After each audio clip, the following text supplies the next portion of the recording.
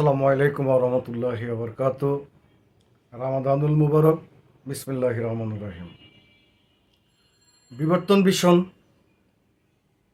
বাংলাদেশ, বিবর্তন বাংলাদেশের একটি প্রচার মাধ্যম। আমরা জাতীয়, আমাদের সামাজিক ও রাষ্ট্রীয় গুরুত্বপূর্ণ বিষয়ে মাঝে মধ্যে এই চ্যানেলটিতে আমরা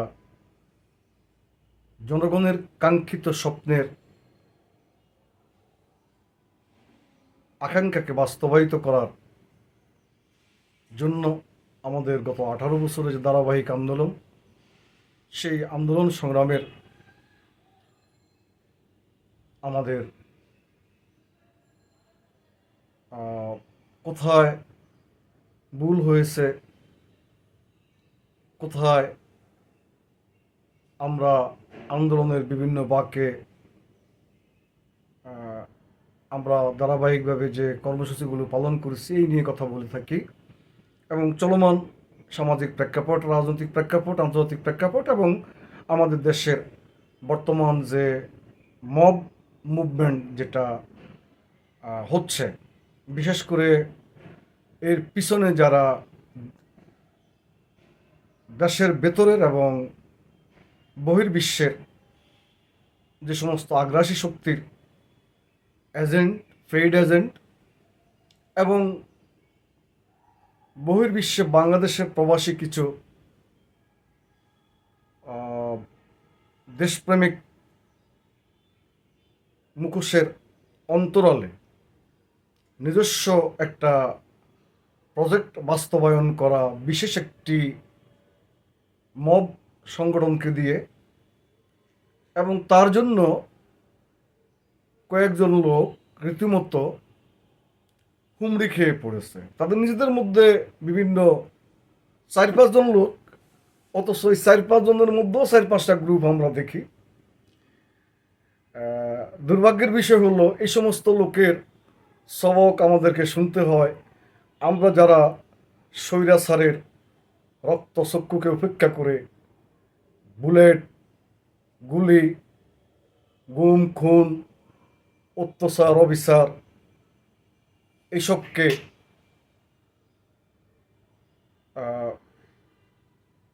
স্বীকার করে নিয়ে জীবন উৎসর্গের প্রতিজ্ঞায়িত হয়ে জনাব তারেক রহমানের সুনিপুণ সুপরিকল্পিত রণকৌশলের বাস্তবায়নে বাংলাদেশের রাজনৈতিক আন্দোলন সংগ্রামে আমরা যারা সার্বক্ষণিক রাজনৈতিক কর্মী ছিলাম, আগ্রাসী শক্তির বিরুদ্ধে, উপনিবেশবাদীদের বিরুদ্ধে, কট্টর বিজেপি, হিন্দুত্ববাদী জঙ্গি আরএসএস, ইসকনের বিরুদ্ধে আজকে আমাদেরকেই সেই সিল মেরে জনগণের সামনে উপস্থাপিত করার অপপ্রয়াস চালাচ্ছে। আমি আজকে নাম ধরেই বলবো, এই লোকগুলোকে আমরা 5ই আগস্ট পূর্ব সময়ে যেই চোখে দেখেছি, তখনও তাদের মধ্যে বিএনপি বিদ্বেষী কথাবার্তা ছিল। সুযোগ পেলেই কৌশলে প্রত্যক্ষ পরোক্ষভাবে বিএনপির প্রতি বিষোদ্গার তৈরি করা, বিএনপির প্রতি মানুষের অনাস্থা তৈরি করার, বিএনপির জনপ্রিয়তাকে প্রশ্নবিদ্ধ করার বিভিন্ন কৌশলগত মন্তব্য, বিভিন্ন আলংকারিক শব্দ প্রয়োগে তারা এই কাজগুলো করে আসছিলেন। আর 5ই আগস্টের পর সেটা একেবারে প্রকাশ্যভাবে শুরু করেছেন, এবং বিশেষ একটি আগ্রাসী শক্তির, আধিপত্যবাদী শক্তির ক্রীড়নকের ভূমিকা, এবং ওই আগ্রাসী শক্তির মূল উদ্দেশ্য কি? ওই আগ্রাসী শক্তির মূল উদ্দেশ্য হলো তারা বাংলাদেশে জঙ্গিবাদ প্রতিষ্ঠিত করার চেষ্টা করেছিলেন, ইসলামী জঙ্গিবাদকে প্রত্যক্ষ করানোর জন্য বিভিন্ন আপনার সাজানো নাটক তৈরি করেছিলেন এবং এই সমস্ত সাজানো নাটক করে পশ্চিমা বিশ্বসহ বিশ্বের গণতান্ত্রিক অভিভাবকদেরকে, গণতান্ত্রিক দেশগুলোকে বুঝাতে চেয়েছিলেন যে তাদের কৃতদাসী গণহত্যাকারিণী হাসিনা ব্যতী রেখে বাংলাদেশে অন্য কোনো কারো শাসন ব্যবস্থা কায়েম করা যাবে না, অন্য কাউকে নির্বাচনের মাধ্যমে আসতে দেওয়া যাবে না, কারণ এদেশে মৌলবাদের চাষাবাদ হবে এবং এদেশের যে মৌলবাদী জঙ্গি তৎপরতা শুরু হবে, সেই তৎপরতা দ্বারা পুরো দক্ষিণ এশিয়া প্রভাবিত হতে পারে এবং আস্তে আস্তে ক্রমে বিশ্ব আনস্টেবল হতে পারে। এই দোয়া তুলে এই ন্যারেটিভ প্রচার করে সাম্রাজ্যবাদী আধিপত্যবাদী চক্র এবং তাদের এদেশীয় দোসরেরা, গণহত্যাকারীরা, লুণ্ঠন পাচারকারীরা এখানে জনগণের উপর জগদ্দল পাথর হয়ে জনগণের বুকে চাপ চেপে বসেছিলেন। যাই হোক, আমরা একাধিকবার বলেছি, যারা আজকে আমাদের 18 বছরের আন্দোলন এবং আন্দোলনের উপসংহারে তারেক রহমানের ঘোষিত এক দফার দাবিতে আমরা যখন এই আন্দোলনকে বেগবান করতে শুরু করলাম, যেই মুহূর্তে বৈষম্য নামধারী ছদ্মবেশী বর্ণচোরা রংচোরা হাসিনা মুজিব বন্দনাকারী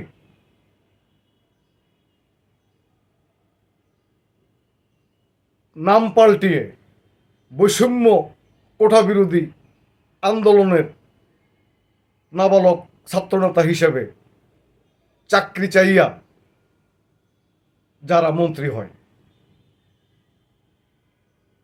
তাদের সম্পর্কে ইতিপূর্বে আমি বলেছি। তো এদেরকে প্রশ্রয় দিতে গিয়ে আজকে আমি সবচেয়ে বেশি আশ্চর্য হয়েছি। আমি একজন শিক্ষক মানুষকে সম্মান করতাম, হয়তোবা বয়সে 2-4 বছরের বড় হতে পারেন, জনাব তাজ হাশমি সাহেবকে। তো অধ্যাপক তাজ হাশমি সাহেব একজন, তাকে জ্ঞানী মানুষ মনে করতাম, কিন্তু আজকে তাকেও শেষ পর্যন্ত আমাকে জ্ঞান পাপী মনে করতে হলো। এই দুঃখটা রাখবো কোথায়? ইতিপূর্বে ঢাকা বিশ্ববিদ্যালয়ের আইন বিভাগের শিক্ষক জনাব আসিফ নজরুল সাহেবকে শ্রদ্ধা করে আমরা যে মারাত্মকভাবে লজ্জা পেয়েছি, একই কাজ তাজ হাশমি নিজেও এই আসিফ নজরুল সাহেব সম্পর্কে অনেক বাজে বাজে মন্তব্য করেছিলেন, যে ওনার পোল্ট্রিবাজি নিয়ে বা উনি জনগণের বিরুদ্ধে আধিপত্যবাদীদের পক্ষে, স্বৈরাচারিণীর পক্ষে কাজ করতেছেন, এই কথা বহুবার তাজ হাশমি বলেছেন। সেই তাজ হাশমির আজকের যে বক্তব্য, সেই বক্তব্যে তিনি বিএনপিকে অ্যাটাক করলেন এবং বিএনপিকে বললেন ভারতীয় আধিপত্যবাদের সঙ্গে সম্পর্কের কথা। বিএনপিকে তিনি ঘুরে ফিরে বিভিন্নভাবে বোঝানোর চেষ্টা করলেন যে ইনকিলাব জিন্দাবাদই একমাত্র বাংলাদেশের আশ্রয়স্থল। এই ইনকিলাব জিন্দাবাদ যে একটা কঠিনতম ষড়যন্ত্রের রাজনীতির অংশ, এই জ্ঞানটুকু তাজ হাশমির নাই, এই বিশ্বাস আমি করি না। যদি থাকে তাহলে উনি তা যা বলছেন তার নিছক ভণ্ডামি ছাড়া আর কিছুই নয়। তাজ হাশমির প্রতি সর্বশেষ যে শ্রদ্ধাটুকু ছিল সেটুকু রাখতে পারলাম না বলে দুঃখিত। আশা করি তাজ হাশমি তার আগের জায়গায় আসবেন। এ সমস্ত ভুয়া বুইফোড় সংগঠন যারা দেশি বিদেশি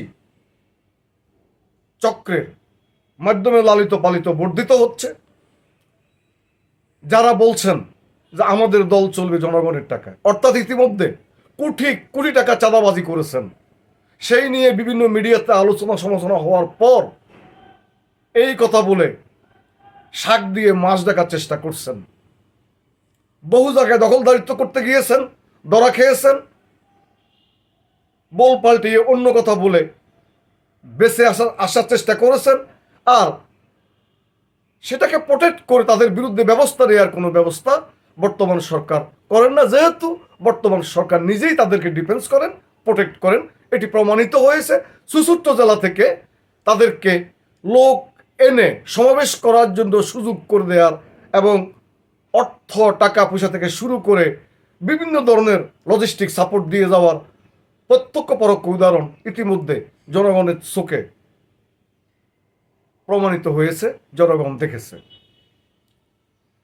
তো আমি প্রথমে আজকে বলতে চাই, জ্যাকব মিল্টন, তার অন্য একটা নাম আছে কি জানি আমি, এটা আমাদের স্নেহের ছোট ভাই ইলিয়াস, এই সময়কার সবচেয়ে জনপ্রিয় ইউটিউবিয়ান, এবং সে সাংবাদিকও বটে, আগেও ছিল। তো জ্যাকব মিল্টনের সাংবাদিকতার কোনো জীবন সম্পর্কে আমি জানি না। জ্যাকব মিল্টন তার লেখাপড়া কি এ সম্পর্কে ইলিয়াসের ভিডিওতে আমরা দেখেছি, বাস্তবে আমরা জানি না, অতএব কোনো মন্তব্য করতে চাই না। এখন ইংরেজিতে কথা বললে সে সুশিক্ষিত হবে, এটাকে আমি খুব বড় করে দেখতে চাই না আর কি। তার কারণটা হলো আমাদের দেশের লেখাপড়া না জানা, কৃষি কাজ করা কামলা বদলা শ্রেণীর লোকেরা জায়গা জমি বিক্রি করে সৌদি আরব বা অ্যারাবিক কান্ট্রিতে যখন যায়, তারা যখন ফিরে এসে দেশে, তখন থ্রোলি আরবিতে কথা বলে। তার মানে তিনি আরবিতে শিক্ষিত হয়ে গেছেন, তিনি উচ্চশিক্ষিত, এটা বলা যাবে না। আবার একইভাবে আপনি যদি দেখেন, ইংল্যান্ডে কোনো কুকুরকে তারা যদি বলেন এই কুকুর এদিকে আয়, কুকুর কিন্তু আসবে না। সেখানে কুকুরকে বলতে হবে ডিয়ার ডগ কামন কামন, বা my dear dog come on come on. কুকুর কিন্তু এই ইংরেজি শব্দটা বুঝে এবং